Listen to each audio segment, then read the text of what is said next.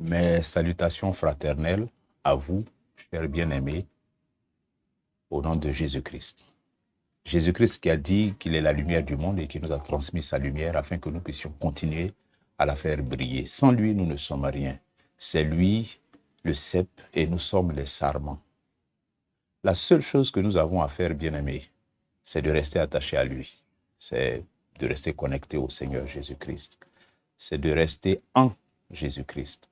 Notre vie, disent les Écritures, est cachée en Christ. Que son nom soit glorifié, que son nom soit élevé, et que chaque jour qu'il nous donne de vivre, chaque instant qu'il nous donne de vivre, partout où nous sommes, que nous ayons toujours ces vérités présentes dans notre cœur, dans notre esprit, et que ces vérités continuent de nous faire espérer en lui et vivre en lui. Que son Saint-Nom soit glorifié d'éternité en éternité. Amen. Aujourd'hui, nous allons parler de l'Église. Précédemment, nous avons abordé le même sujet sous un autre angle, notamment à travers la question de savoir qu'est-ce que l'Église à la lumière des Écritures. Et cette première partie de notre réflexion nous a permis de parcourir certaines choses qui ont été dites par le Seigneur lui-même, ensuite par ses apôtres dans les Écritures. Le but de tout ça, c'est de nous permettre, à nous qui sommes l'Église de Jésus-Christ, de bien comprendre toutes ces choses parce que c'est la bonne compréhension de ces choses qui entraîne les bonnes actions. C'est la bonne compréhension de tout ce qui concerne l'Église, ce qui concerne Jésus-Christ, ce qui concerne notre foi, qui nous entraîne dans de bonnes réactions, de bonnes attitudes et donc à produire de bons fruits.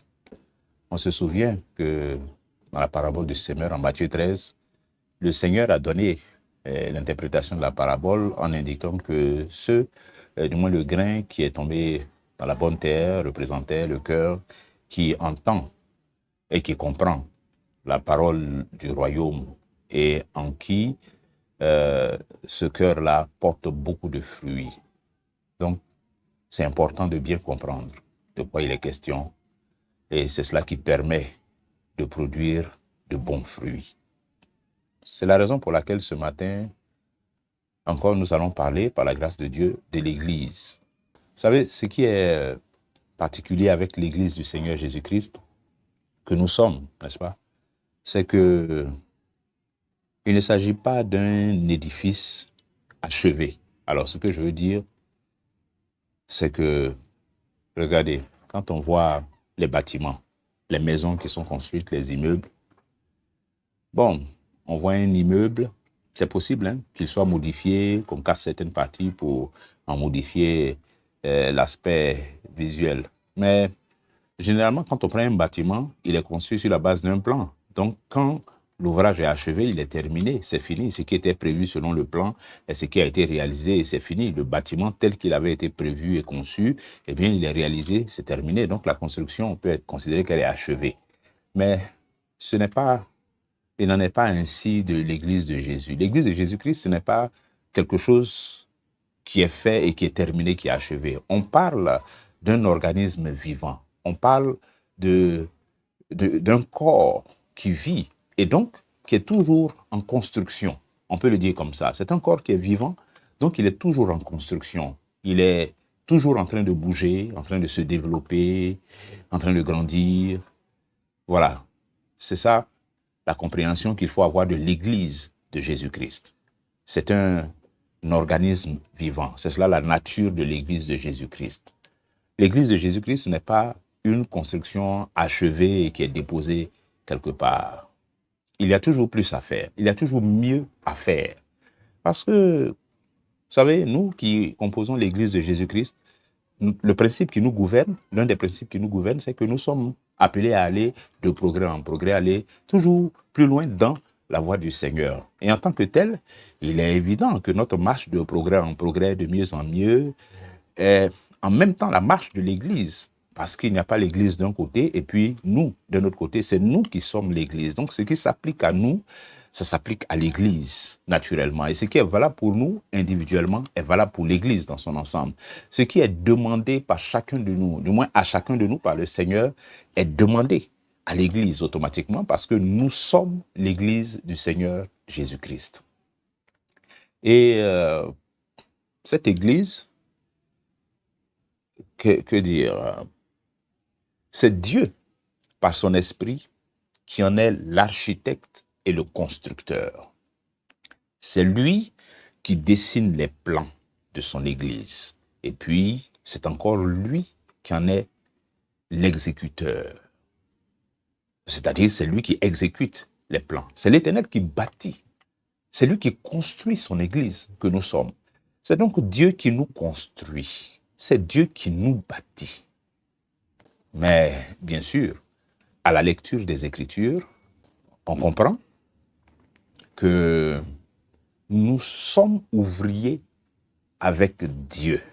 Notamment en 1 Corinthiens chapitre 12, le verset 27, il est dit « Vous êtes le corps de Christ et vous êtes ses membres, chacun pour sa part. » Chapitre 3, verset 9, il dit « Car nous sommes ouvriers avec Dieu. Nous sommes ouvriers avec Dieu. Vous êtes le champ de Dieu, l'édifice de Dieu.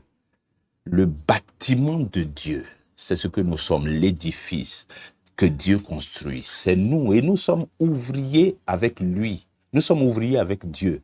Et donc, ce que Dieu bâtit, ce qu'il construit dans ma vie et dans la vie de mon frère, je suis ouvrier avec Dieu dedans, dans cette construction. Dieu me prend comme participant à la construction de l'édifice dont il a tracé le plan en tant que l'architecte. Et il dit, comme je viens de le lire, vous êtes le corps de Christ et vous êtes ses membres, chacun pour sa part. C'est nous qui sommes les membres du corps de Jésus. L'Église dont Christ est la tête. Cette Église, eh bien, ce sont les membres. Et nous sommes les membres de ce corps, du corps de Jésus. C'est-à-dire que chacun de nous pour sa part. La précision est bien faite. Vous êtes le corps de Christ et vous êtes ses membres, chacun pour sa part. Chacun de nous. Chacun de nous fonctionne dans l'Église de Jésus.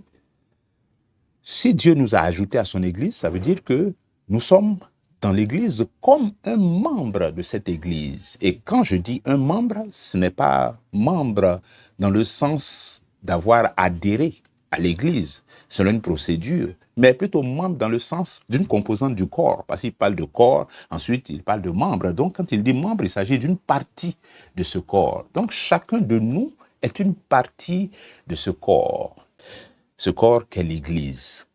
Et donc ce que nous comprenons, c'est que Dieu veut bâtir, c'est lui qui construit. Il construit et il a prévu de construire avec nous. Il a prévu de nous ajouter à l'œuvre de construction de son Église. Parce que l'Église, c'est pas juste que Dieu rassemble des gens quelque part, il les choisit, il les dépose quelque part, et puis bon, il fait venir des anges qui vont se taper tout le travail. Ensuite, il va prendre ce groupe-là qu'il a mis à part et puis les mettre dans ce qu'on appellerait l'Église. Non, c'est pas comme ça que ça fonctionne. Du moins, c'est pas comme ça que moi je l'ai lu dans les Écritures. Ce que je vois dans les Écritures, c'est que ce qui est appelé Église, ce qui est désigné par le terme Église dans la Bible, c'est l'ensemble de nous qui sommes appelés par Christ. Après avoir reçu, entendu cet appel, nous avons répondu à cet appel et c'est cela qu'on a appelé la conversion. Et Dieu nous a ainsi ajouté à ce groupe de personnes qu'il rassemble par son esprit, par sa puissance, et à qui il confie une part de cette œuvre, qui est l'œuvre de construction de son Église. Voilà comment ça fonctionne. Donc c'est nous, c'est de nous qu'il est question, c'est chacun de nous. Si nous disons que nous sommes des disciples de Jésus-Christ, si nous disons que nous avons répondu à l'appel de Christ et que nous sommes devenus nouvelles créatures, passés des ténèbres à la lumière, que nous sommes passés de la mort à la vie, ça veut dire que désormais nous participons aux œuvres de vie, les œuvres de vie, et ces œuvres de vie, ce sont des œuvres que nous accomplissons en tant que l'Église de Jésus-Christ. Alors, Dieu veut bâtir avec nous. Il y a un mais. Il y a un mais. Il y a même des mais. Et c'est de tous ces mais que nous allons parler. Parce que oui, Dieu veut bâtir avec nous. Dieu veut effectivement bâtir avec nous. C'est pour ça que la Bible nous désigne comme ouvriers avec Dieu. Dieu veut construire son Église avec nous. Dieu veut que ce soit à travers nous que se fasse la construction de son Église par l'inspiration de son esprit. C'est à travers nous que Dieu veut construire son Église. Mais, et le premier mais, comment est-ce que nous pouvons bâtir sans être unis? Comment pouvons-nous bâtir sans être unis? Comment est-ce possible? Parce que quand nous ne sommes pas unis, eh bien, ce qui arrive, c'est que les ouvriers se dispersent. Les ouvriers abandonnent le travail et puis ils se dispersent. Ils se dispersent, ils s'éparpillent parce qu'ils ne sont pas unis. Il y a un manque d'unité. Et quand nous ne sommes pas unis, eh bien, ce qui arrive aussi, c'est qu'il y en a même qui n'ont pas du tout envie de construire. Il y en a qui n'ont pas envie de participer à la construction de l'édifice. Et donc, ils vont abandonner le travail entre les mains des autres. Le travail de construction qu'on est censé faire ensemble, il y en a qui vont l'abandonner entre les mains des autres.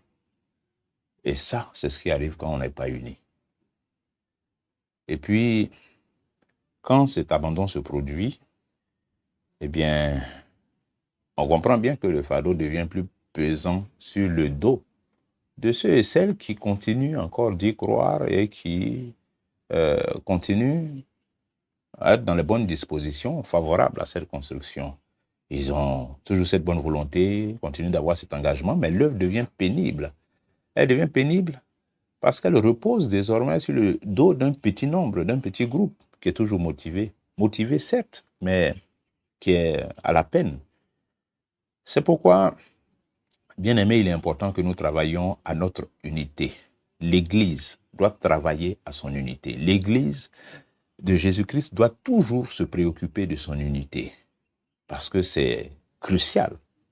C'est crucial pour la vie de l'Église. Le Seigneur lui-même nous l'a démontré. Quand nous voyons dans les Écritures, notamment en Jean 17, la prière que Jésus-Christ fait à son Père pour ses disciples, c'est une prière dans laquelle il nous montre clairement que l'unité de l'Église est essentielle et indispensable à l'accomplissement de sa mission. Lui-même, il a prié pour l'unité quand il priait pour ses disciples. Il a mentionné de façon répétée leur besoin d'unité. Jean 17, le verset 20 à 22, il dit « Ce n'est pas pour eux seulement que je prie, mais encore pour ceux qui croiront en moi par leur parole, c'est-à-dire nous autres, afin que tous soient un, afin que tous soient unis, n'est-ce pas? Comme toi, Père, tu es en moi, et comme je suis en toi, afin qu'eux aussi soient un en nous, pour que le monde croie que tu m'as envoyé. Verset 22, je leur ai donné la gloire que tu m'as donnée, afin qu'ils soient un, comme nous sommes un. L'unité. L'unité caractérise même les rapports qu'il y a entre le Père et le Fils. Le Père et le Fils sont unis.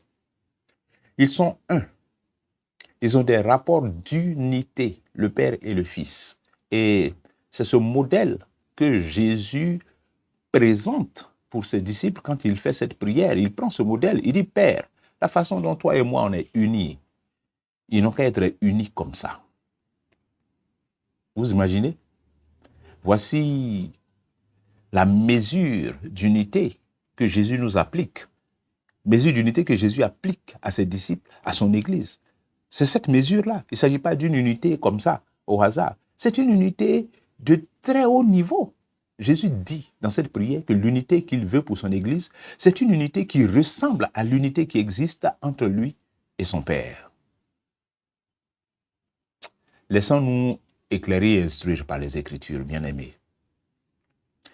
L'une des premières choses que le Saint-Esprit a faites dès la naissance de l'Église, on va voir ça dans Actes chapitre 4, verset 32. La multitude de ceux qui avaient cru n'était qu'un cœur et qu'une âme. Nous sommes ici dans les premiers moments de l'existence de l'Église. Mais regardez les choses qui caractérisent l'Église.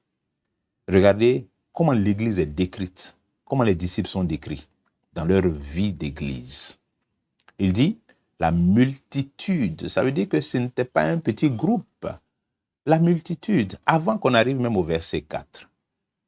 Vous vous souvenez qu'on a l'épisode dans lequel Pierre vient et il prêche et les gens entendent. Et ceux qui ont accepté sa prédication, la Bible dit qu'ils furent baptisés et ce jour-là, 3000 âmes ont été ajoutées à l'Église. C'est une multitude. Il s'agit d'une multitude, une multitude. Donc, ce n'était pas un groupuscule. Mais bien qu'on ait eu un très grand nombre, donc une multitude, l'œuvre qui a été accomplie par le Saint-Esprit, ça a été de faire en sorte que, eh bien, cette multitude-là puisse vivre en unité.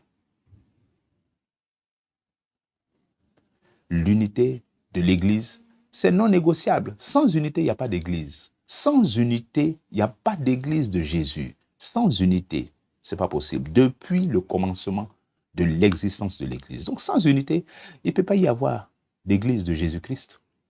Ce n'est pas possible. Alors, quand nous sommes unis, bien-aimés, nous sommes forts. Et ça, tout le monde le sait. Quand on est unis, on est fort. Parce que le plan de construction d'après lequel on va travailler, eh bien, ça serait un plan homogène. Et quand je dis homogène, ça veut dire qu'il est possible d'avoir différentes parties dans le plan. Chacun peut être chargé de différentes parties dans la construction. Mais comme il s'agit d'un plan homogène, ça veut dire que chacune des parties qui va faire l'objet de travail de chacun, selon la répartition que le Seigneur aura faite, eh bien, va participer et s'harmoniser exactement, parfaitement à tout l'édifice. L'édifice dont Dieu est le concepteur. Et quand on travaille dans l'unité, bien aimé, on travaille en suivant ce plan homogène, ce plan harmonieux, ce plan qui crée l'harmonie dans l'Église. Et dans l'union, dans l'unité, bien aimé, au sein de l'Église de Jésus-Christ, ce que chacun fait est utile aux autres. Dans l'unité, quand il y a l'unité, ce que chacun fait est utile aux autres. Personne dans l'Église ne travaille pour son propre intérêt et pour sa propre satisfaction. Ce que chacun fait est utile aux autres dans l'unité. C'est ce qui arrive. Lisons Ecclésiaste chapitre 4, le verset 9, où il est dit que deux valent mieux qu'un, parce qu'ils retirent un bon salaire de leur travail. Deux est mieux que un. Que deux se mettent ensemble pour faire le travail est mieux que chacun soit dans son coin, ou que un seul fasse le travail. Deux valent mieux qu'un. Ecclésiaste chapitre 4, le verset 12. Et si quelqu'un est plus fort qu'un seul, les deux peuvent lui résister. Et la corde à 3 fils ne se rompt pas facilement. Unité. Importance de l'unité. 1 Corinthiens chapitre 12, le verset 12 nous dit également que car comme le corps est un et a plusieurs membres, et comme tous les membres du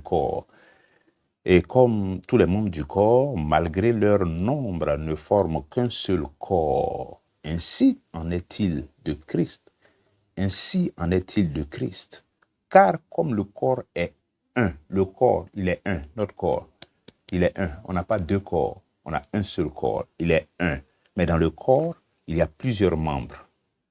Il y a le bras, il y a la tête, il y a les pieds. Même les pieds ont des composantes. Sur le pied, on a les orteils, le talon, les chevilles, tout ça c'est le pied. Prenons la jambe. La jambe elle-même est composée de différentes parties. Il y a un tibia, il y a une cuisse, il y a la hanche, il y a le mollet. Tout ça c'est la jambe. Donc le corps, il est un. C'est un corps. Cependant, Dieu l'a divisé en plusieurs membres. Et comme le corps est un et a plusieurs membres, et comme tous les membres du corps, malgré leur nombre, ne forment qu'un seul corps, eh bien, ainsi en est-il de Christ. Principe d'unité pour l'Église de Jésus-Christ. Romains, chapitre 12, le verset 5. Et si nous, qui sommes plusieurs et formons un seul corps en Christ, nous qui sommes plusieurs, nous formons un seul corps en Christ et nous sommes tous membres les uns des autres. Nous sommes membres les uns des autres. Tu es mon membre. Moi, je suis ton membre. Je suis le membre de l'autre. L'autre aussi est le membre de celui-là qui lui-même est membre d'un autre. Nous sommes membres les uns des autres. Moi, je suis le pied de quelqu'un dans l'église. Et quelqu'un d'autre est ma main dans l'église. Et celui qui est ma main, un autre est son œil. Et celui qui est l'œil, il y en a un autre qui est sa bouche. C'est comme ça. Nous sommes tous membres les uns des autres. Ça veut dire que ce que nous faisons dans l'église, nous le faisons et c'est utile aux autres. Ce que nous faisons est utile aux autres. Ce que nous faisons doit être utile aux autres en tant que membres les uns des autres. Il n'y a pas dans l'Église de Jésus-Christ un membre qui se suffit à lui-même. Non, ça n'existe pas. C'est pour cela que la Bible dit, celui qui se tient à l'écart cherche ce qui lui plaît. Pas ce qui va plaire aux autres, pas ce qui va être utile aux autres. Ça, c'était la réponse à la première question qui était de savoir comment pouvons-nous bâtir si nous ne sommes pas unis. Deuxième question, que pouvons-nous bâtir si l'Éternel ne bâtit? Que pouvons-nous bâtir si l'Éternel ne bâtit? Si l'Éternel ne bâtit la maison, ceux qui la bâtissent travaillent en vain. Si l'Éternel ne bâtit la maison, ceux qui la bâtissent travaillent en vain.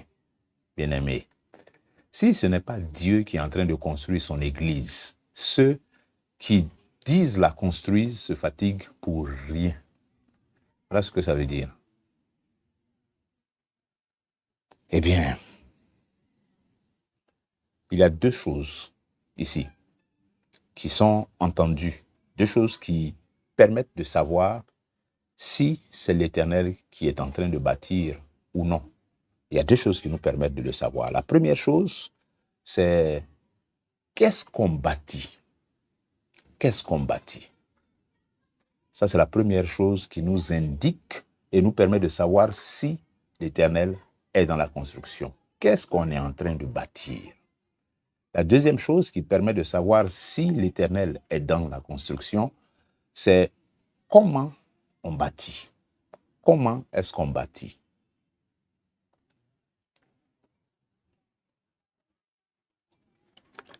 Alors, vous savez, la règle en matière de construction, c'est que lorsqu'il y a un ouvrage qui est en train d'être réalisé quelque part, il y a toujours des pancartes.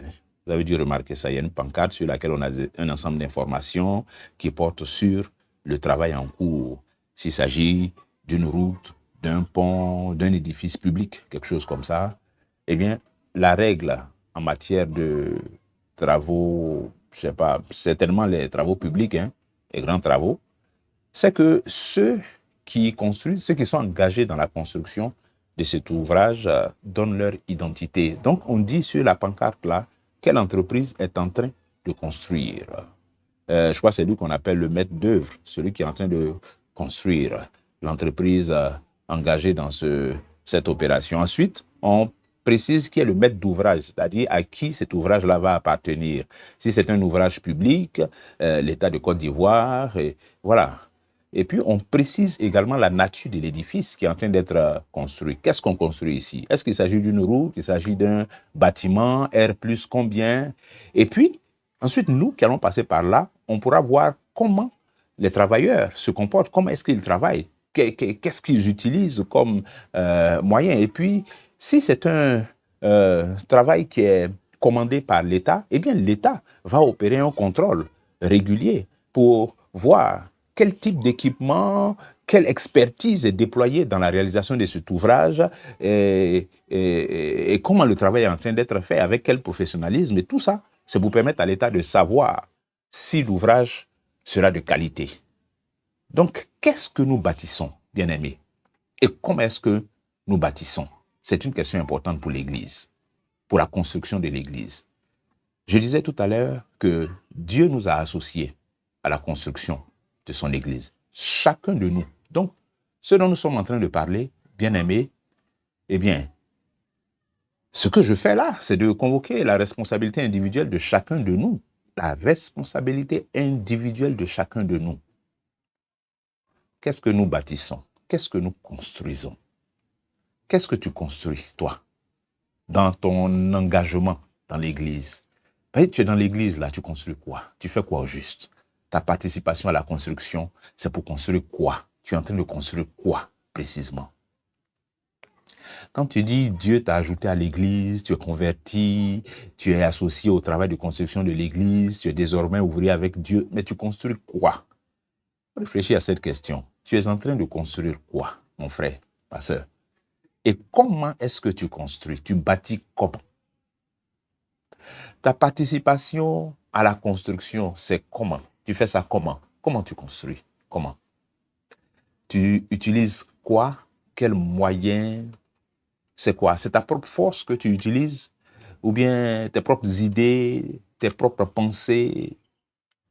Tu construis comment? Tu utilises quoi pour construire?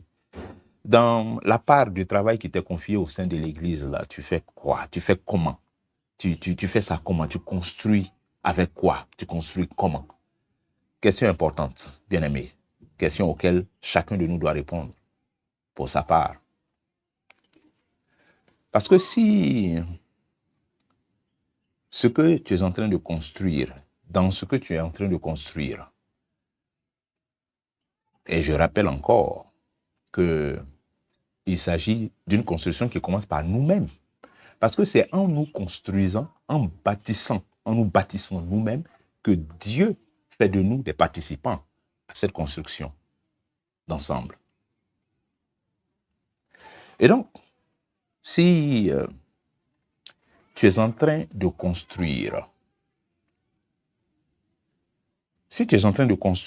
quelque chose dans laquelle ce n'est pas Jésus-Christ qui est le patron, si tu es en train de bâtir une chose dans laquelle ce n'est pas Christ qui est le centre, ce n'est pas Christ qui est le maître, si tu es en train de bâtir une chose dans laquelle la parole de Christ n'est pas dans la fondation de ton édifice, eh bien, j'ai bien peur de te dire que ce n'est pas l'Éternel qui bâtit. En fait, ce n'est pas moi qui dis, c'est ce que les Écritures nous disent. Ce n'est pas l'Éternel qui bâtit. Si c'est ce que tu es en train de bâtir, si la parole de Dieu n'est pas dedans, si ce n'est pas sur la base des Écritures que tu es en train de faire ta construction là, ce n'est pas l'Éternel qui bâtit.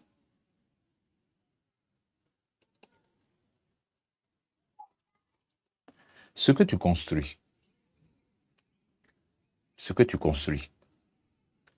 si ça n'est pas conforme au modèle que Christ nous a donné et que nous avons dans les Écritures, ce n'est pas l'Éternel qui bâtit. Des gens ont bâti avant toi. Des gens ont bâti avant nous. Ils nous ont laissé un exemple, un modèle. Des vies ont été bâties, ont été construites avant nos vies. Un modèle nous a été laissé. Le Seigneur Jésus-Christ lui-même a été le modèle par excellence. Si, donc, ce que nous sommes en train de construire ne ressemble pas à ce modèle, si, dans notre façon de construire, nous ne suivons pas les modèles, les schémas, les procédures que nous ont laissés nos prédécesseurs et le Seigneur lui-même, alors ce n'est pas l'Éternel qui bâtit. Parce que toute construction qui va se faire de cette façon est une construction qui est fragile et qui va s'effondrer à la première tempête. Et puis, tout va s'écrouler. Et on reprend à zéro. Et si on reprend de la même façon, eh bien, tout va s'écrouler à nouveau.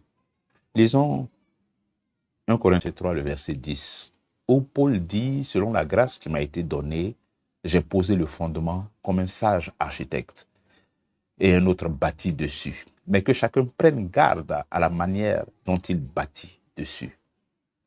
Que chacun prenne garde à la manière dont il bâtit. Parce qu'il y a justement une manière de bâtir qui est la manière selon Dieu. Et tous ceux qui ne construisent pas selon cette manière, qui ne prennent pas la peine de chercher à connaître cette manière de construire selon Dieu et qui disent qu'ils se lancent dans une construction pour Dieu, eh bien, Paul dit que chacun prenne garde à la manière dont il bâtit sur le fondement qui a été posé, sur le fondement des apôtres. On voit dans les Écritures l'histoire du roi Jéroboam. L'histoire du roi Jéroboam, on va situer le contexte. Dans l'histoire d'Israël, on a eu le premier roi d'Israël, qui était Saül. Après Saül, on a eu David. Et puis, David a été remplacé par son fils, Salomon. Et c'est quand Salomon est arrivé sur le trône que Dieu a prononcé un jugement sur la famille de David pour dire, par la bouche du prophète, que comme toi, Salomon, tu t'es détourné de moi pour aller adorer les idoles de tes nombreuses femmes, eh bien, ce royaume-là, je vais te l'arracher. De toute façon, tu règnes sur toutes les tribus d'Israël, là, je vais t'arracher ça. Mais comme j'avais déjà donné ma parole à David, ton père, pour lui dire que j'allais toujours maintenir sa descendance sur le trône, eh bien, à cause de cette parole que j'ai dite à David, je vais te laisser régner sur une tribu, la tribu de Juda. Non seulement toi, mais également tes descendants, qui sont les descendants de David, mon serviteur. Vous allez continuer à régner sur la tribu de Juda. C'est ensuite, après Salomon, que Roboam, son fils, est arrivé. Et c'est avec Roboam que ça a pris forme, que ça a été exécuté par l'Éternel. Roboam vient rempli d'orgueil, imbu de lui-même, impudent, un jeune vraiment aux attitudes méprisables, qui vient et puis qui a du dédain pour tout le monde, pour les anciens qu'il a trouvés là. Eh bien, c'est ça qui a créé le contexte dans lequel Jéroboam, qui n'était qu'un serviteur en Israël, eh bien, ce Jéroboam-là, Dieu a activé son esprit et puis c'est lui qui est entré en rébellion contre Roboam. Et Jéroboam a donc fomenté un coup d'État à l'issue duquel il a pris le pouvoir sur 10 tribus. Et Roboam voulait organiser donc la résistance pour aller reconquérir la part d'Israël qui avait été prise par Jéroboam. Mais Dieu envoie son prophète pour le calmer, pour lui dire que c'est moi qui ai permis que ça arrive. Et donc, Jéroboam régnait désormais sur 10 tribus, et puis Roboam, et après lui, les descendants de David sur la tribu de Juda. Jéroboam, un gugus qui a été suscité par l'Éternel quelque part là-bas pour exécuter un jugement contre son serviteur qui s'était détourné de lui, eh bien lui, il se sent pousser des ailes, et puis, bon, il sent son pouvoir menacé. Il sent son pouvoir menacé par le fait que le temple qui est à Jérusalem et qui attirait tout Israël à Juda, parce que c'est là-bas que se trouvait donc le temple, ça a suscité en lui des inquiétudes. Il s'est dit, bon, si je laisse ça comme ça, tous mes gars des 10 tribus là, qui sont obligés d'aller adorer et d'aller faire leurs sacrifices, donner leurs dîmes et tout ça au temple à Jérusalem, et il est possible que leur cœur se détourne de moi à la longue et qu'ils viennent fomenter un coup d'État contre moi et qu'ils me tuent pour réunifier toutes les tribus autour du trône de Roboam. Donc ça, il faut que je court-circuite ça. Donc lui, pour consolider son pouvoir, pour ne plus que les gens aient besoin d'aller jusqu'à Jérusalem pour faire le vrai culte à l'Éternel là-bas, et Jéroboam fabrique un faux culte sur la part du territoire qu'il gouverne, pour que les gens n'aient plus besoin d'aller à Jérusalem et adorer l'Éternel comme il se doit. Il a donc fabriqué 2 veaux d'or. Voici vos dieux qui vous ont fait sortir d'Israël, adorez-les. Et il a organisé autour de ces veaux d'or-là un culte idolâtre abominable devant l'Éternel. Il a même choisi des faux sacrificateurs. On sait que selon la loi de Moïse, les sacrificateurs sont pris dans la tribu de Lévi. Mais lui, il s'est amusé à piocher comme ça, comme il voulait. Il a ramassé qui il voulait. Et puis, il en a fait des sacrificateurs d'après lui. Des sacrificateurs qui avaient donc pour mission d'officier le faux culte qu'il avait organisé. Donc, Jéroboam était en train de construire son royaume, en train de bâtir un royaume, en train de bâtir son pouvoir politique. Il utilise des stratagèmes politiques pour construire, d'après lui, son pouvoir politique, pour le consolider. Mais c'est une construction qui n'était pas conforme à la loi de Moïse, laquelle était la parole de Dieu. Un faux édifice, voué à s'effondrer tôt ou tard. Il a même institué une fête. En Israël, il y avait, selon la loi de Moïse, une fête qui était célébrée le 8e mois, le 15e jour du 8e mois. Alors, Jéroboam a fabriqué le même 15e jour du 8e mois. Il a instauré une fête, il a fabriqué sa fête aussi. Et puis, bon, de leur côté là-bas, ils allaient célébrer ça. Mais c'était du faux. Ce n'est pas parce que ta fête coïncide avec la date que l'Éternel avait donnée pour sa fête que ça va être approuvé par Dieu. C'est une abomination. C'est une abomination. Donc, Jéroboam était en train de construire, mais de façon abominable. Il faisait croire au peuple qu'il était en train de reproduire le culte à l'Éternel, mais c'était faux. C'était une abomination complète. Qu'est-ce que nous construisons et comment nous construisons? C'est important devant Dieu. On lit Actes des Apôtres, chapitre 8, verset 18, l'histoire de Simon le magicien. Lorsque Simon vit que le Saint-Esprit était donné par l'imposition des mains des apôtres, il leur offrit de l'argent en disant « Accordez-moi aussi ce pouvoir afin que celui à qui j'imposerai les mains reçoive le Saint-Esprit. » Simon, c'était un magicien. C'était un magicien, il faisait des tours de magie, il impressionnait les gens et tout ça, jusqu'à ce que les apôtres arrivent dans cette ville où il exerçait. Et par la prédication des apôtres, les gens qui étaient jadis émerveillés par les tours de magie de Simon se sont détournés de lui pour accepter la vérité de l'évangile de Jésus-Christ. La Bible dit que Simon lui-même a cru et il a été baptisé. Donc, il suivait désormais les apôtres. Et il les suivait comme un disciple.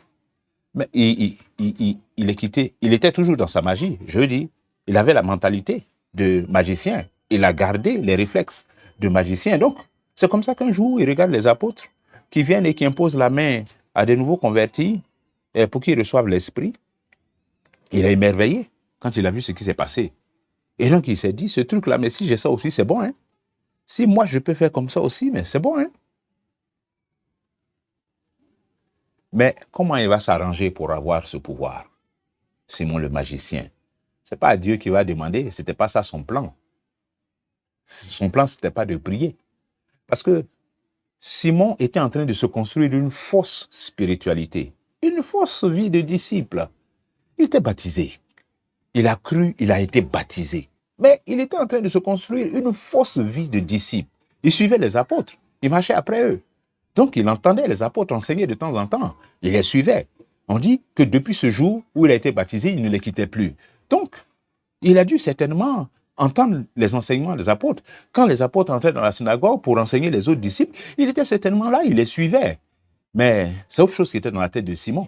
C'est d'autres plans qu'il avait dans l'esprit. Il a été baptisé, mais c'est autre chose qu'il avait dans sa tête. Et c'est ça qui a été révélé de cette façon. Tenez l'argent et puis donnez-moi ce pouvoir-là aussi. Comme ça, ceux à qui je vais imposer la main, ils vont recevoir l'esprit aussi. Voilà les projets de Simon. Construire une spiritualité souillée, puante. C'est ça que Simon était en train de construire. C'est ce qu'il bâtissait. Et les apôtres lui ont donné la réponse qu'il méritait. Bien-aimé, qu'est-ce que tu construis et comment tu le construis? C'est ça qui te permet de savoir si c'est l'Éternel qui est en train de bâtir. Alors, troisième question. Comment pouvons-nous bâtir quand les murs sont fissurés? Quand les murs sont fissurés, quand il y a des fissures, des trous dans les murs, comment est-ce qu'on peut bâtir? Comment est-ce qu'on peut bâtir et puis dans les trous qu'on dit avoir bâti, il y a des fissures, il y a des ouvertures. Déjà, lorsqu'on voit les trous dans les murs d'un édifice, ça veut dire que l'édifice lui-même est fragile. S'il y a des cassures, supposons qu'un matin on passe devant un bâtiment et puis on voit une fente dans le mur, mais c'est quelque chose qui doit être traité. Parce que ça veut dire que l'édifice est en train de devenir fragile, il est en train de s'effondrer. Cette fissure, c'est le début d'un effondrement. Mais ce n'est pas encore arrivé loin. Mais c'est comme ça que ça commence, l'effondrement. Et les murs sont fissurés par quoi? Par les divisions, par les désordres, par les querelles, par les indisciplines, par le manque de sagesse et de rigueur, mais aussi par des abus qui peuvent entraîner des frustrations, de l'amertume, des rancœurs, et puis aboutir à quoi? Aboutir à une démotivation et un abandon de l'œuvre. On est démotivé, et puis bon, on abandonne la construction. On est démotivé, et puis on décide que bon, cette affaire-là, je pense que je vais me limiter au strict minimum. Bon, moi, je pense que dans l'église, là, vraiment, je ne vais pas me mettre dans tous ces machins-là. Je vais me limiter à ça, tranquille dans mon coin. Ça, c'est un abandon. Même s'il y a des choses dans lesquelles on met encore la main, un peu, mais c'est déjà un abandon qui a commencé comme ça. C'est un abandon de la construction, c'est un abandon de l'œuvre. Et ça peut être causé par les fissures. C'est les conséquences des fissures qui viennent des frustrations, qui viennent des désordres, des indisciplines dans l'Église. Lisons 1 Corinthiens chapitre 3, le verset 3 qui dit « Parce que vous êtes encore charnels.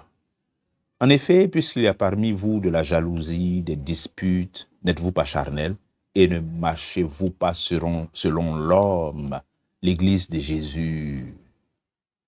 Il y a parmi vous des disputes. N'êtes-vous pas charnels? N'êtes-vous pas charnels? Parmi vous des disputes. Division. Querelle. Alors que devons-nous faire? Quand Pierre a fini sa prédication, le jour de la Pentecôte, c'est la question que ceux qui l'ont écouté ont posée. Hommes, frères, que ferons-nous? Que ferons-nous? Que devons-nous faire? Parce que, qu'on le veuille ou pas, on doit construire. Dieu fait de nous des bâtisseurs. On doit construire. Mais que devons-nous faire? Bien, ce qu'il nous faut, je dirais que, et pas moi-même, les Écritures, nous devons poser des actes. Ce qu'il nous faut, c'est de poser des actes. Mais pas des actes comme ça, au hasard. Les actes que nous avons à poser sont des actes qui découlent de l'effet que la parole de Dieu a sur nous. C'est l'effet de la parole de Dieu sur nous qui nous entraîne à poser des actes et les bons actes, les actes que Dieu veut. Pour nous, en tant que constructeurs, en tant qu'ouvriers avec Dieu, ce n'est pas notre sagesse, c'est la parole de Dieu. C'est elle qui est au cœur de tout cela et qui nous amène à poser les bons actes. Comprendre la parole et puis accepter de se soumettre à l'autorité de la parole de Dieu. Accepter de se soumettre à l'autorité de la parole de Dieu. Déjà, voir la parole de Dieu comme ayant autorité sur nos avis, nos pensées, nos idées, nos opinions. Mais si nous ne nous laissons pas imprégner par la parole, si nous ne nous laissons pas imprégner par la parole, on ne peut pas être transformé par elle. Ce n'est pas possible. Et puis, s'il n'y a pas de transformation en nous, il n'y a pas de changement dans l'Église. S'il n'y a pas de transformation qui s'opère en chacun de nous, il n'y a pas de changement dans l'Église. C'est aussi simple que ça. Et la transformation, elle vient d'où? Elle vient par l'effet de la parole de Dieu sur nous.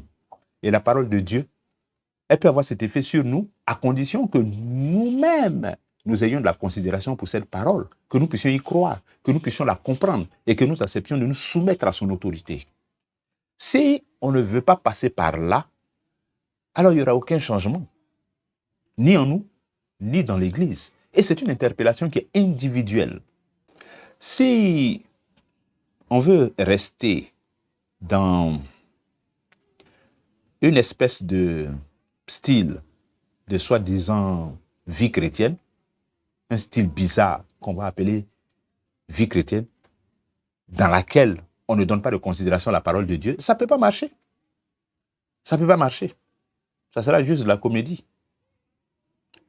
S'il s'agit juste de venir aux réunions pour sacrifier à la routine, on vient, on fait comme d'habitude, on va chanter des cantiques, on va lire les Écritures, on va écouter une prédication, on finit à la fin, on sort, on va s'embrasser un peu, on rigole, on cause, un peu de communion, et puis hop là, on ne se sépare, on va à la maison et c'est fini. Ça va nous amener où? Ça va nous amener où? La parole de Dieu qu'on vient écouter tout le temps, quand on va aux réunions de l'Église, qu'est-ce qu'on en fait? Quand on a écouté la parole de Dieu, qu'est-ce qu'on en fait?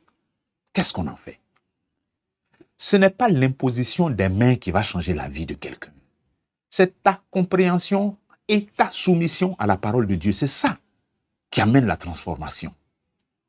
Ce n'est même pas une question de jeûne et prière. Si tu jeûnes, tu pries et que tu n'as rien compris de la parole de Dieu, c'est ce que tu n'as rien compris, c'est ça qui sera le résultat de tes jeûnes et prières. Qu'est-ce qu'on fait de la parole de Dieu? Comment est-ce qu'on considère la parole de Dieu? Quelle place est-ce qu'on lui donne dans notre vie spirituelle, dans notre piété? Quelle place on donne à la parole de Dieu? Ce n'est pas par amusement que les apôtres, lorsqu'ils ont institué le diaconat, ce n'est pas par amusement qu'ils ont dit, nous allons nous consacrer à la parole et à la prière. Ce n'est pas par amusement.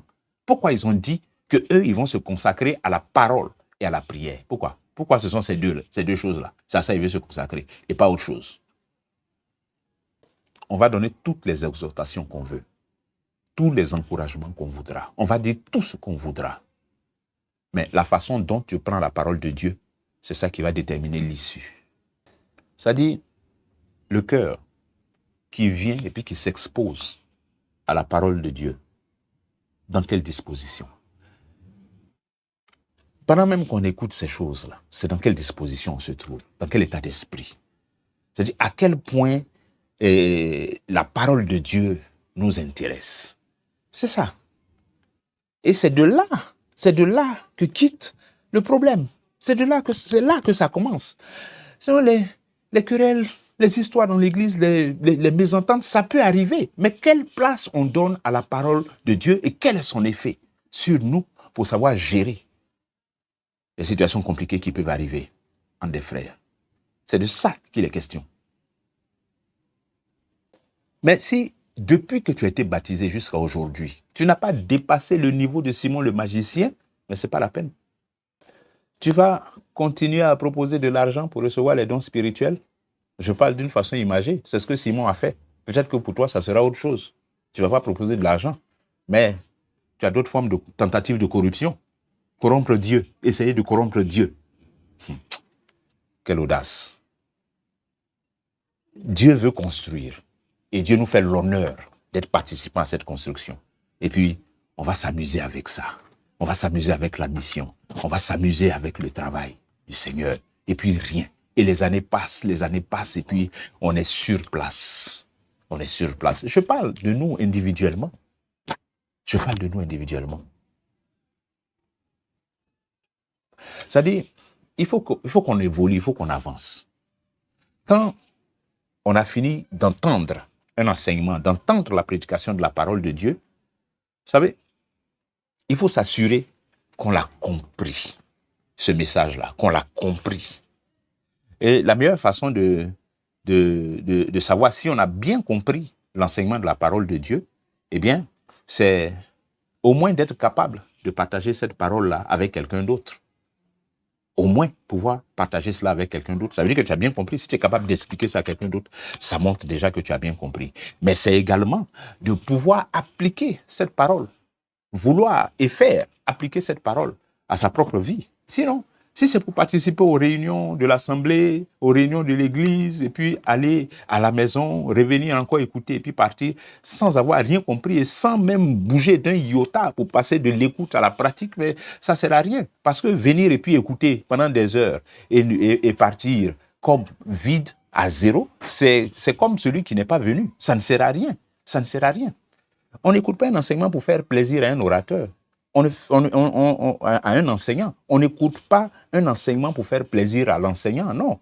On écoute un enseignement pour acquérir, ce qui est donné dans l'enseignement. C'est pour ça qu'on écoute un enseignement.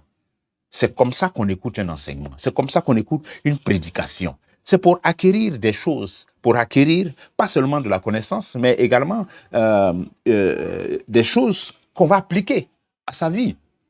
Et c'est ça qui nous outille, qui nous équipe et qui fait de nous des ouvriers capables de participer efficacement à l'œuvre de construction et qui va nous amener à faire du travail, à produire du travail qui va être utile et édifiant pour les autres, qui va être édifiant. Parce que ce que je vais faire sera édifiant pour l'autre, ça veut dire qu'il pourra l'utiliser, il pourra en profiter pour s'édifier, pour se construire. C'est ça. C'est de ça qu'il est question. C'est ça que Jésus nous a enseigné. Mais on ne vient pas juste pour se balader, juste pour chercher une couverture et puis se donner des apparences de chrétienté. Et puis, non, c'est pas ça que Jésus nous a enseigné. C'est pas ça que nous lisons dans les Écritures. Lisons les Écritures et puis appliquons ce qui est dedans. Appliquons ce que les Écritures disent. Sur comment construire l'Église. Avec quoi il faut construire l'Église. Il faut aller au-delà de cette vie religieuse-là. Il faut aller au-delà de cette vie religieuse dans laquelle on est membre de l'église locale, mais on n'est pas membre de Jésus-Christ. Il faut quitter cette vie religieuse dans laquelle on est membre de l'église locale, mais on n'est pas membre de Jésus-Christ. Il faut sortir de là. Et puis entrer en Christ pour de vrai. Si nous laissons la distraction nous détourner, nous ne produirons rien. Si nous laissons la distraction nous détourner des vrais objectifs, on ne va rien produire du tout. Rien du tout.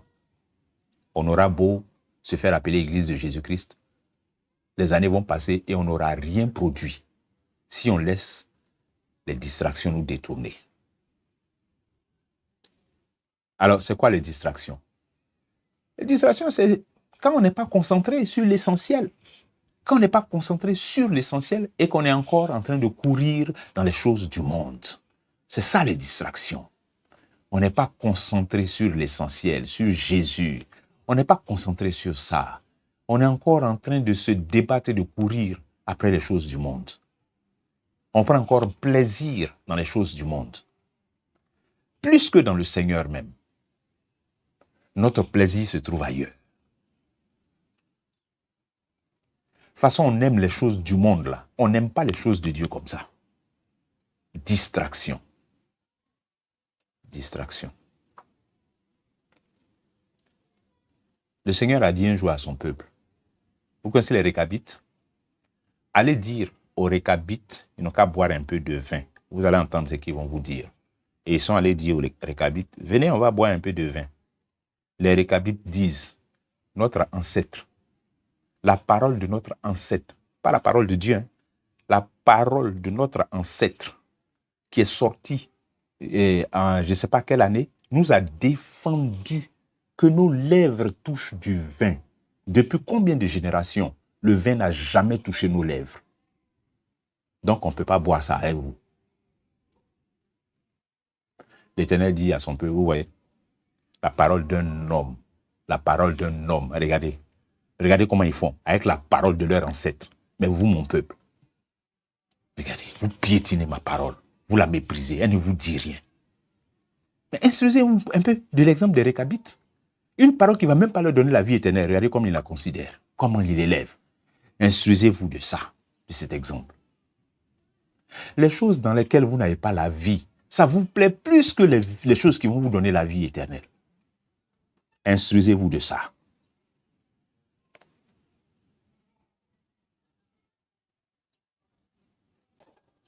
Quels sont les bâtisseurs que Dieu veut? Ce sont ceux et celles qui sont unis et qui savent restaurer leur unité quand elle est dérangée. Les bâtisseurs que Dieu veut, ce n'est pas des personnes qui ne se brouillent jamais, qui ne font jamais de palabres. Ça n'existe même pas. Mais Dieu veut des bâtisseurs qui sont unis et qui savent restaurer leur unité quand elle est dérangée. Parce qu'il y a quelqu'un qui n'a pas intérêt à ce que l'unité de l'Église demeure. Hein?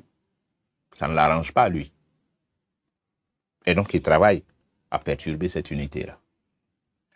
Et généralement, le prix à payer pour préserver l'unité ou pour la restaurer quand elle a été dérangée, c'est celui de l'humilité et du pardon. L'humilité et le pardon. Mais bien sûr, dans la vérité et l'amour fraternel. Ça dit, parfois, c'est... comment dire ça?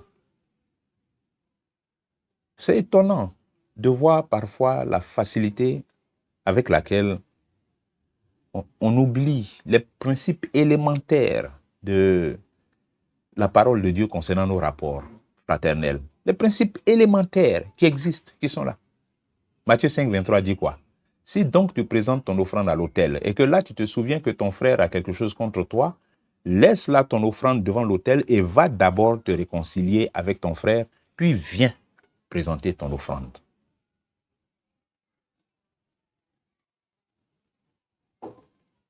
Est-ce que ça, c'est pas clair? Est-ce que c'est pas simple? Est-ce que c'est pas explicite? Il n'y a pas gros français ici?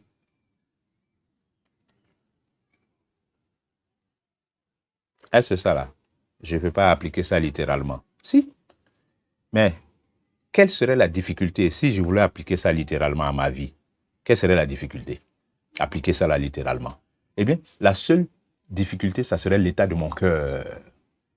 L'état de mon cœur. Si je ne suis pas capable de dépassement, de renoncement à moi-même, je ne peux pas faire ça. Quand c'est le temps, et puis on dit, bon, on va faire les offrandes. Et puis, au moment où tu arrives, tu sais, dans ton esprit là-bas, que tu as une affaire avec quelqu'un. Tu as un riz couché avec quelqu'un, avec un frère, avec une soeur. Mais tu viens quand même, et puis tu mets ton offrande dedans, et puis tu t'en vas. Et dimanche prochain encore, tu viens, ton cœur chargé de riz couché, puis tu vas venir faire offrande encore. Et jusqu'à la fin du mois, jusqu'à la fin de l'année, tu fais les mêmes choses. Matthieu 5, 23. Pourquoi tu n'appliques pas Matthieu 5, 23? Ça veut dire, comme tu sais que quand tu vas venir à l'église, il y aura un temps où on va te dire, viens donner une offrande. Pour ne pas être bloqué par Matthieu 5, 23, avant de venir à l'église, il faut régler ça. Avant que le temps où tu vas devoir faire une offrande arrive là, il faut aller régler ça. Pour que Matthieu 5, 23 ne te bloque pas. Et comme je dis, hein, c'est l'humilité et le pardon. Celui qui est fort dans ces deux choses, Matthieu 5, 23, ça devient un jeu d'enfant pour lui. Mais celui qui est faible dans ces deux choses, Matthieu 5, 23 devient une montagne à surmonter pour lui. Lisons Colossiens 3, 13. Supportez-vous les uns les autres. Et si l'un a sujet de se plaindre de l'autre, pardonnez-vous réciproquement, de même que Christ vous a pardonné. Français de ça là est simple. Français que je viens de lire là, c'est simple. Pourquoi on ne peut pas faire ça, simplement? Pourquoi on ne peut pas se supporter les uns les autres? Et puis, si l'un a sujet de se plaindre de l'autre, pourquoi on ne peut pas se pardonner réciproquement? Comme Christ l'a fait pour nous. Pourquoi? Pourquoi on ne peut pas faire ça? Ça dit, on s'est donné de mauvaises habitudes qui ont fini par devenir des règles. Et puis, on a considéré que c'est normal. Mais c'est ça qui nous affaiblit, qui nous fragilise en tant qu'Église et qui nous fatigue. Si on s'était habitué à avoir de la promptitude et de l'empressement à appliquer ces choses-là, littéralement et simplement, mais il y a beaucoup de choses qu'on aurait évitées. Il y a beaucoup de souffrances inutiles qu'on se serait épargné. Et notre travail de construction s'en serait trouvé mieux. Construction individuelle, mais construction collective également de l'Église de Jésus-Christ. Simple principe. Ce n'est même pas les gros développements de Paul qui fait dans Romains où il y a des choses sophistiquées là. C'est simple. Ça, c'est simple. Vie chrétienne pratique. Éphésiens 4, 13. Je vous exhorte donc, moi, le prisonnier dans le Seigneur, à marcher d'une manière digne de la vocation qui vous a été adressée, en toute humilité et douceur, avec patience, vous supportant les uns les autres avec charité, vous efforçant de conserver l'unité de l'esprit par le lien de la paix. Le français est simple. Le français, ici encore, est simple.